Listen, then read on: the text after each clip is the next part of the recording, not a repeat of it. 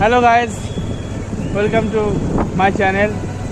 তোমরা ভালোই সব সাপোর্ট করছো, লাইক দিচ্ছ, সাবস্ক্রাইব করছো। এটা দেখে আমি আরও খুশি হয়ে গেলাম। তাই জন্য আমার একটা মিনি ব্লগে তোমাদের স্বাগত।